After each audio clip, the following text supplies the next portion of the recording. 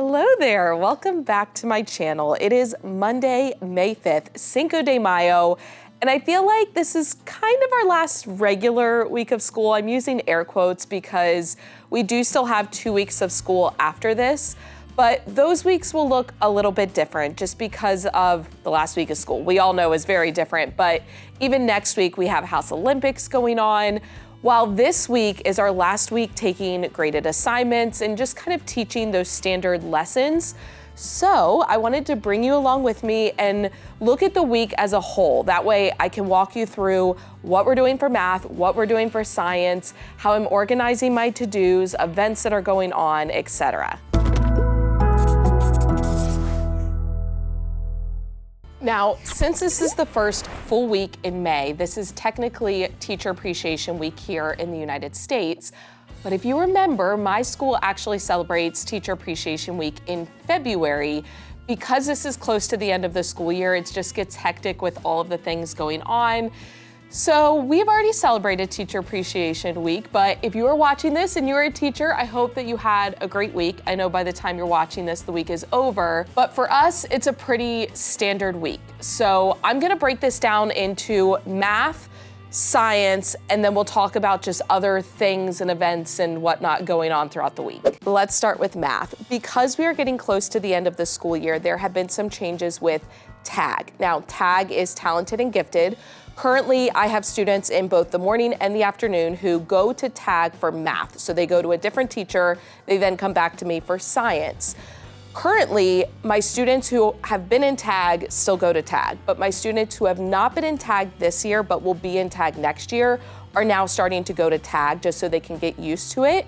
So I have less students during my math time, which makes me sad because obviously those are students I've had all year and I'm like, oh, now I don't get to teach you math, but it's okay, I had my time with them.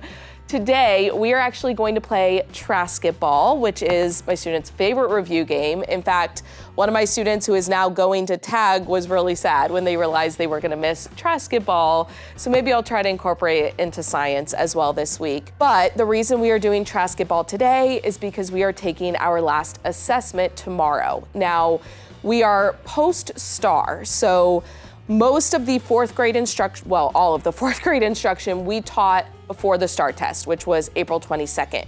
Our unit that is after STAR is technically getting students ready for fifth grade. So we've been mostly working on adding and subtracting fractions with different denominators. Now, in addition to playing Trasketball today, I also have to squeeze in one last lesson, but it's really just applying the addition and subtraction of fractions with unlike denominators to word problems. Tomorrow we are testing, and then we are starting on some other fifth grade skills, primarily prime and composite numbers, for the end of the week. There will not be a assessment, like a district-based assessment on those skills, but because we still have the rest of this week, all of next week, and then the last week of school will look different, but we still have plenty of instructional days to start to get students ready for fifth grade. So I did want to show you the slides that I put together for prime and composite numbers for Wednesday, Thursday, and Friday because I went completely rogue, meaning I didn't have a curriculum to follow. I was able just to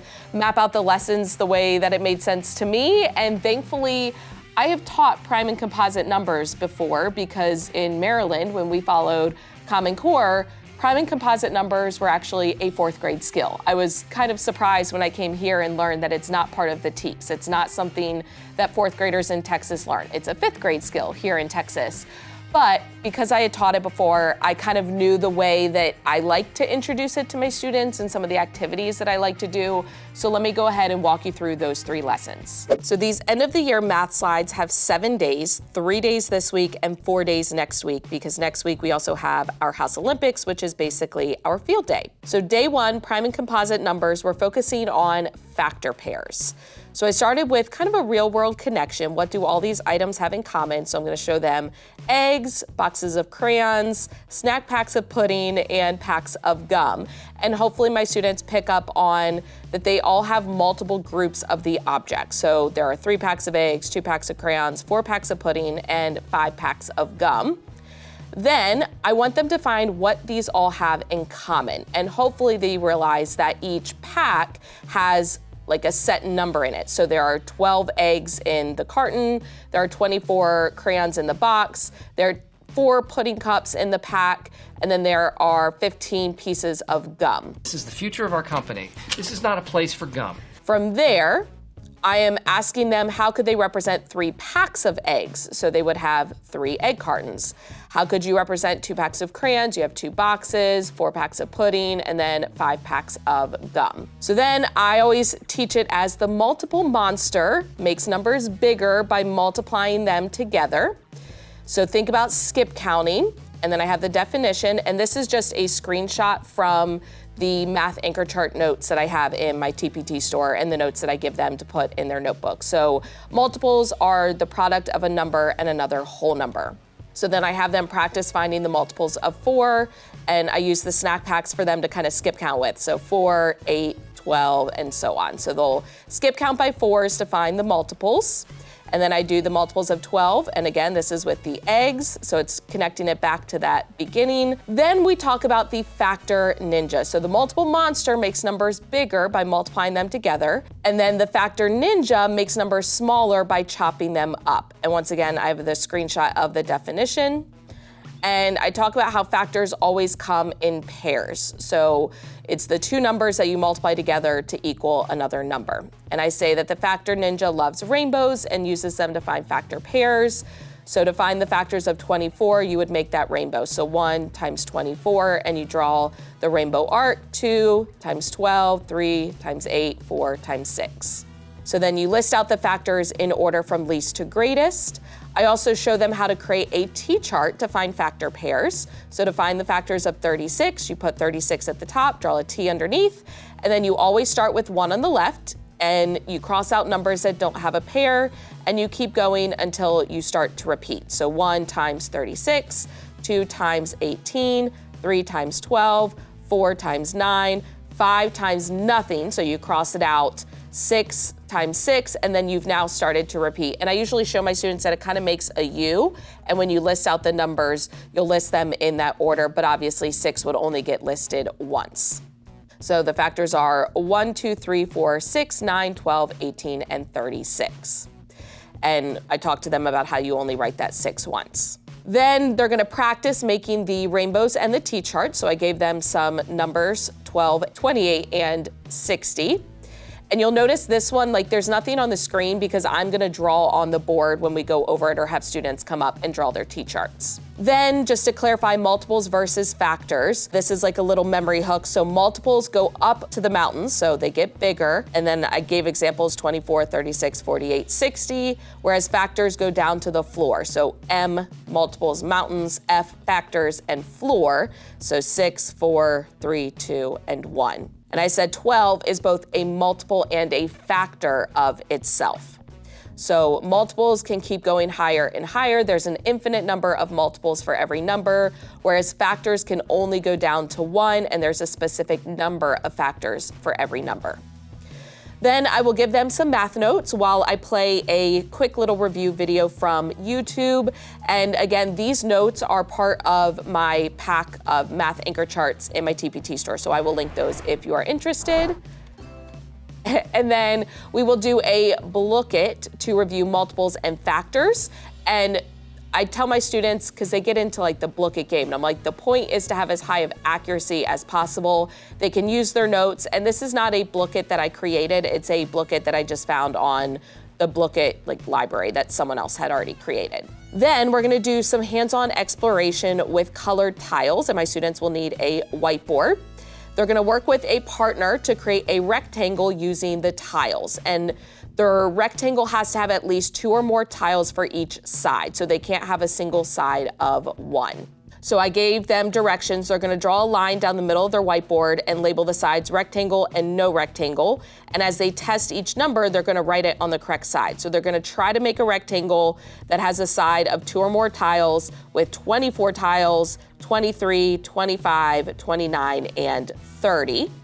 From there, we're gonna debrief and talk about which of those made a rectangle and which ones did not make a rectangle.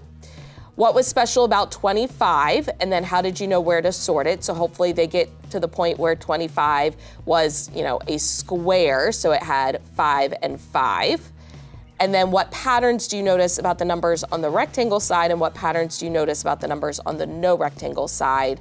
Have them find the factors of the numbers, and then we'll discuss the patterns. So this is all setting up students to understand the difference between prime and composite numbers. So I'm gonna tell them the numbers on the rectangle side are composite numbers. And I gave them the definition. Again, this is just a screenshot. So a number that has more than 2 factors, so 3 factors, 4 factors, 5 factors, etc. And then I'm gonna ask them how can they prove that those are composite numbers, and they could find the factor pairs using a T-chart or the rainbows. And then the numbers on the no rectangle side are prime numbers. So I give them the definition. A prime number has exactly 2 factors, the number 1 and itself. So those would be the numbers that they could not make a rectangle with that had more than 2 on each side. And how could we prove that they're prime numbers? Again, finding those factor pairs. Then I'm going to have them work with the partner and use those same tiles to see if they could make more composite numbers and more prime numbers. So basically, can they find other numbers that either make a rectangle or do not make a rectangle? And again, I gave them those rules. So a rectangle has to have sides bigger than 1, and they would sort the numbers as prime or composite by trying to make rectangles. So I want them to try 2, 3, 4, 5, 6, 7, 8, and 9. Then I give them the flexibility of finding 3 more composite numbers greater than 9 and 3 more prime numbers greater than 9. Again, we're gonna debrief. So what prime numbers did you find? What composite numbers did you find? What's special about the number 2? Because 2 is the only even prime number. Are all odd numbers prime? Why or why not? These are just some of those good discussions that I want to have with them. What is an example of an odd number that's composite? So for example, 25. What about the number 1? We're going to talk about how the number 1 is neither prime or composite. Then we're gonna start this coloring activity. So I just created this in Google Slides, but I can share it with you if you are interested. It's just called Classify It and Color It. So they're gonna use those tiles and try to find the factor pairs using a rainbow or T-chart to determine if the numbers are prime or composite. They're gonna choose 2 colors and they're gonna color in the answer key. So these little rectangles up here, they're gonna color in the definition of prime numbers 1 color and color in the definition of composite numbers another color. And then they're gonna fill in the chart for the numbers we already tested. So we already have done the numbers 2 through 9 and then 23, 24, 25, 29, and 30. Then the extra 3 prime numbers they found, the extra 3 composite numbers they found, and then they're gonna leave the number 1 blank, but they're gonna then work through trying to classify the other numbers. I'm gonna give them notes that they have it. Once again, I put in a video from YouTube that they can watch while we glue in the notes. And then our debrief from the whole lesson. So what's a multiple, what's a factor? How can you remember the difference? So getting them to recall some of those memory hooks. What strategies can help you find factor pairs? What's a prime number? What's a composite number? What's special about the number 1 and about the number 2? So that's all day 1. I know it sounds like a lot, but hopefully we can squeeze it all in. Day 2, we're just focusing more on prime and composite numbers. So for a quick warm up, use a rainbow or T-chart to find factor pairs. So I just gave them some numbers and I went ahead and animated it just so it's easier to go over it. So I did 25, 32, 17, and this is trying to build that fluency with finding factor pairs. 28, and then 33. Then after the little fluency warm up, we're gonna watch a Generation Genius, and this is all about finding factor pairs, and it goes into prime and composite. I figured this would be a good refresher from the first day. Then they're gonna continue working on the Classify It and Color It, because I know they're not gonna have a lot of time from the previous day. So they're gonna continue to fill in the chart by coloring them. And I gave them a little clue. There are 25 prime numbers between 1 and 100. If they finish coloring and classifying, I want them to try to find the next 10 prime numbers after 100. So just a little challenge at the end. And then I give them the answer key just so they can double check that it's correct, because they're gonna glue this in their notebook as notes. And then here's a little song to help you remember the first 10 prime numbers. This was new, I had never heard this before, but I found it online. So it says, meet me at 2:35 at the 7-Eleven on 13th Street where 17 friends buy 19 Cokes for 23 cents, not 29. Just a fun little memory hook. And then I'm telling them that if they memorize the 25 prime numbers between 1 and 100 by Friday, so I'm telling them on Thursday, so they'll have one day, they will get to join me for a prime party. I'm gonna do that the following week because this Friday I'm actually doing a lunch bunch. We'll come back to that. It's optional, but it's a fun way to kind of challenge themselves. I have a student who almost every day asks for a challenge, so I like to have things kind of ready to go and prepared. Then they're gonna do a digital escape room. I got this on TPT. It's Monster Lab Finding Factors, and they're gonna work with a partner and they're trying to get their monsters to pass all of the tests. When you click on it, it opens up like a whole website, but I will link this digital escape room if you are interested. And then again, we have the debrief. So what's a prime number? What's a composite number? How are factor pairs related to prime and composite numbers? How do you decide if a number is prime or composite? What strategies can you use? What's our song to remember the first 10 prime numbers? And then day 3 is gonna be a multiplication review. So up until this point, my students have learned how to multiply 1 times up to 4-digit numbers, and then also 2-digit by 2-digit. So we're gonna review that, and this is gonna prepare them for multiplying 2-digit by 3-digit numbers. We're gonna play some around the world, which if you've never played this before, it's just a multiplication fact fluency game. Basically, one student stands up behind a seated student. I'm gonna show them both a multiplication fact on a set of flashcards. The first student to correctly answer moves behind the next student, and the game continues until one student has completed a full circle around the classroom. So basically they have won against everyone in the class. And my students love playing that, but we don't usually have time. So I figured end of the year was the perfect time to fit it in. Then we're gonna watch Generation Genius again to review multiplying with the standard algorithm. Then we're going to use the standard algorithm to practice. So I want them to just kind of get some more fluency with the different digits. So they've done ones like this. This they have not, but getting them to apply the same principle to those numbers. Then they're gonna do a digital escape room, and this is a template I have in my TPT store. It's called Escape Mother Nature's Class. Here's the little premise of it. You just finished eating lunch in the cafeteria, but you're running late for your next class. You have a plastic bottle you need to get rid of, but the recycling bin is all the way in the back of the cafeteria, so you decide to toss it in the nearby trash can instead. As soon as the bottle lands, you are instantly transported to what looks like a strange forest. You look around and realize you're stuck inside Mother Nature's trap. You're going to have to use your best math skills to escape Mother Nature's trap and get back before your next class starts. So I utilized the template and just put in 5 different multiplication algorithm tasks for them to complete. And then at the end, they're gonna do this scavenger hunt. So they're gonna have actually, let me grab the cards. Okay, so these are all of my notes and copies for these 3 days. So the multiples and factors notes, prime and composite notes, the classify it and color it, which I will link this in the description box if you are interested. And then this is the scavenger hunt. Now this is the answer key, but I got this on TPT, so I will link it for you. These cards all have a number on the outside, and then there is a problem on the inside. So one of them says start here. They're gonna start at that card. They're going to lift the flap to reveal the problem and work out the answer on their recording sheet. From there, they're gonna find the card that has the solution written on the front. So this 450, it's not the answer to the problem on the inside, it's the answer to a different problem. So each card leads them to another card. So they solve the problem, write the solution, and then they write the letter, and it spells out math is fun. So it has just a little riddle kind of thing, mystery message at the bottom. So this is from Smith Curriculum and Consulting. I will link it for you. As I mentioned, I got it from TPT.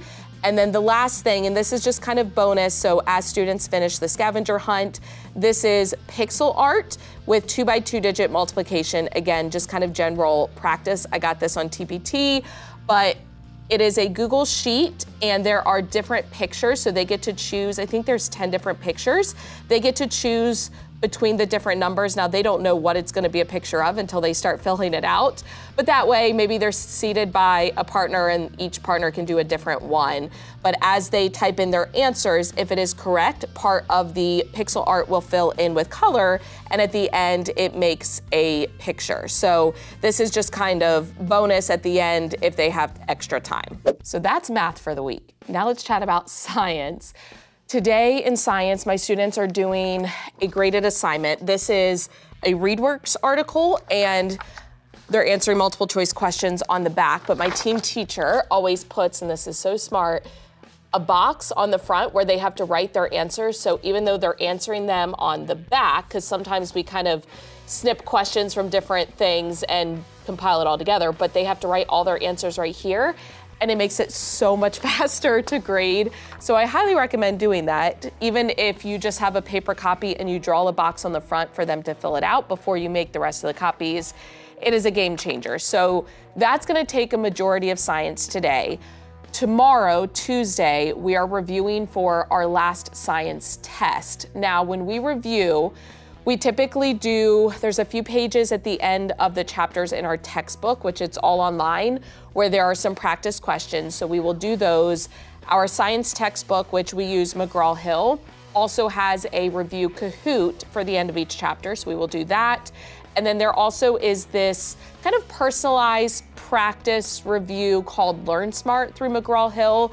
And it's adaptive, so students have to get the questions right in order to move on, and it will give them additional questions if they're getting it wrong. So we will do that as our review. Now, ideally, I would love to also put together a Trasketball. That way, my students who are missing Trasketball because of tag math will have one last opportunity to play. But I'll be honest, I haven't put that together yet. So if I have time to do it, great. If not, it's not the end of the world. Wednesday, we have Makerspace for science, so that will take up our science time. And then Thursday, they're gonna take the test. And Friday, we have flex time, which it's kind of misleading because on Friday, we also have study hall time. So basically, we extend our recess by 15 minutes, and that 15 minutes is study hall for students to get assignments done and get caught up on work.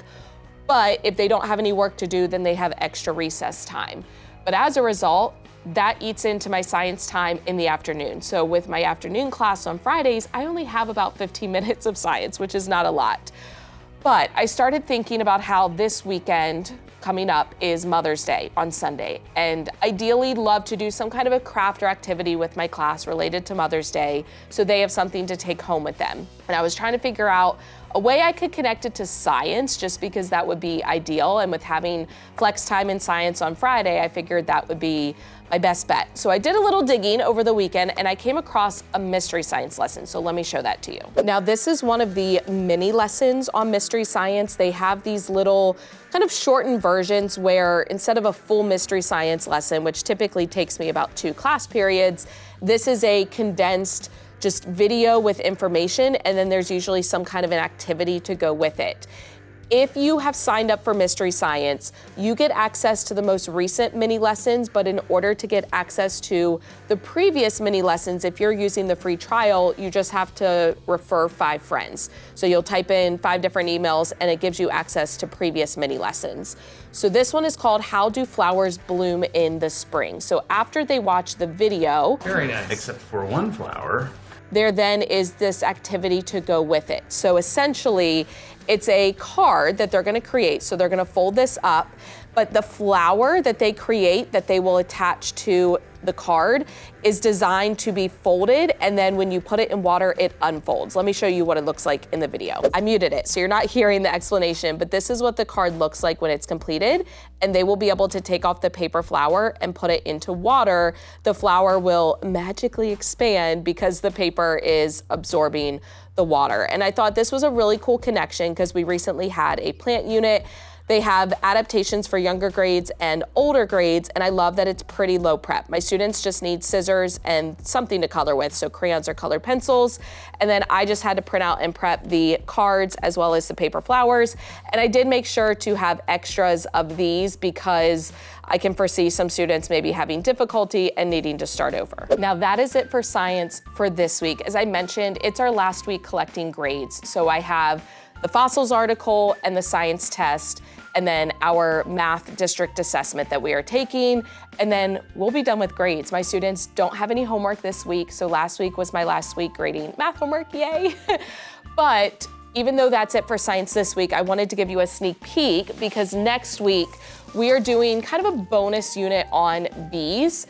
and we're gonna make these like edible compost bins. So I created a sign up just through a Google Doc that I shared with families, and I listed out all the materials that we needed and had families sign up. So I know today and through the rest of this week, I'm gonna have a lot of those items brought in. So far, I've just gotten the clear plastic cups that we will build them in, but essentially it's like pudding and gummy worms, which thankfully I had gummy worms left over from when we did our edible food webs, but there's like frosted flakes and banana chips and things that will all go into this, but that will be next week. So we'll chat more about that in one of the future vlogs. Now, outside of just the typical instruction for math and science, this is also a fairly busy week for meetings and events and things taking place. Thankfully today, I don't think I have any meetings or events, although I kind of feel like I'm just forgetting something. But tomorrow, Tuesday, there is a staff baby shower after school. We also are having our 4th grade wax museum. So you may remember earlier in the year, we did what we called a parent peek. And that's where parents and families were invited to come in and observe a science lesson. It was all fruit themed. I dressed up as a banana. I'll link that vlog if you want to go back and watch it.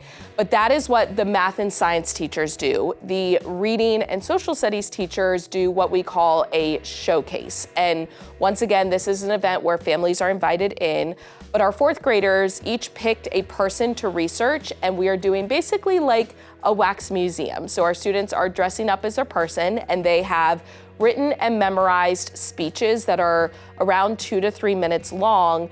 That is taking place Tuesday night. So it's an after-school event. The students will all come, and of course I want to go and support them and be able to hear their speeches and see them dressed up and whatnot. So Tuesday will be kind of a busy day since there's baby shower after school, and then a little while after that is the showcase. Wednesday is a staff meeting. I don't think there's anything going on Thursday. And then Friday during my planning time, I have an ARD. So ARD stands for Admission, Review, and Dismissal. It's essentially a meeting related to IEPs. And I'll have several of them throughout the year. I think this is one of my last ones for the school year, but that will be during my planning time on Friday.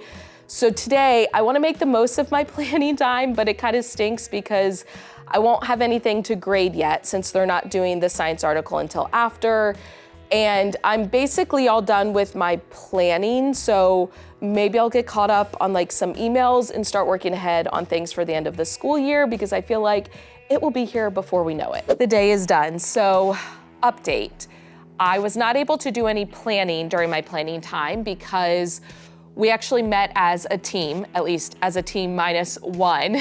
One of our team members is having a baby, and we are throwing her a baby shower the last week of school. Babies are one of my many areas of expertise. And I volunteered to kind of take on the responsibility of planning the baby shower because I love a good theme and coming up with decorations and all of that. So over the weekend, I had prepared a spreadsheet and kind of mapping out the food and the games and the decor. And I wanted to meet as a team and go over all of it so that we were all in agreement, get ideas from them. And then now that we have met and kind of finalized most of the details, I can start making purchases and getting all of that together. So even though I didn't get planning done, it was a very worthwhile planning time with my team. And we ended up having indoor recess because it ended up storming yet again. If you saw my last vlog, you know that we had really bad weather on Friday and it happened again today. So we did not go outside for recess.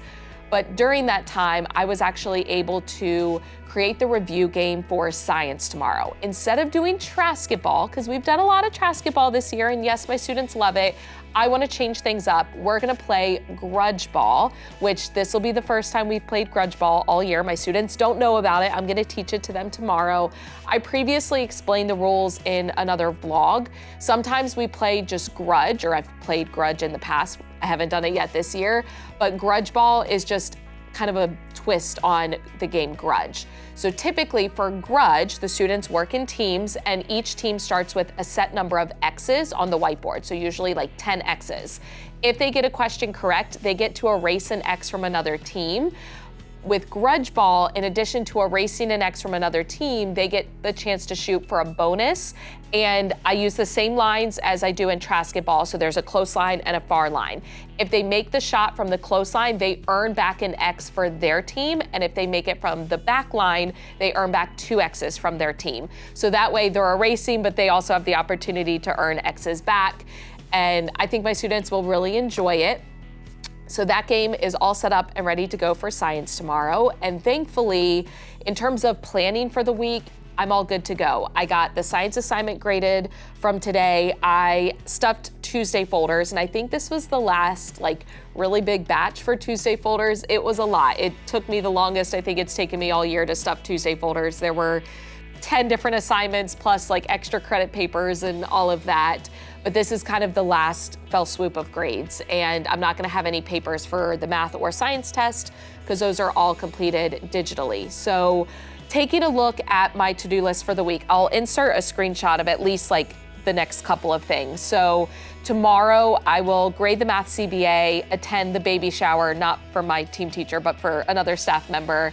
I will attend the showcase, that is after school. Giveaway Amazon gift card, that is actually a giveaway that I am hosting in my Facebook group, Team Teach. If you're not a part of that, it's free to join, and various times of the year I'll do random giveaways, and for Teacher Appreciation Week, I am giving away 2 TPT gift cards to my email list, an Amazon gift card in my Facebook group, and I'm also giving away, what was the other thing? Oh, a Starbucks gift card in the Facebook group as well. So by the time you're seeing this, it's too late for this round of giveaways, but join it so that you can, possibly win in the future. I need to attend the faculty meeting on Wednesday. On Thursday, I need to go to the store and get the lunch bunch treat because I'm having a lunch bunch on Friday with my students who met their stretch goal for iReady, but I'm gonna vlog on Friday, so I'll chat more about that then. And on Thursday, I will also need to grade the science test. And there's some other things happening for later on in the week, but because I'm gonna vlog on Friday, we'll touch base about that. This gave you a pretty good overview of the week as a whole and just what the plans look like, how I kind of space out my to-dos and things. But if you enjoyed this video, please give it a thumbs up, hit the subscribe button and notification bell so you don't miss any future videos. We're getting toward the end, I cannot believe it. So if there are any requests for specific things you wanna see as we move into the end of the school year, please leave a comment, let me know. I would love to hear your feedback, and ultimately, I wanna provide for you all things that will be helpful. So if you have any ideas, let me know. As always, thank you for watching. I love you so much. Don't forget to put your positive pants on, and I will catch you in the next one.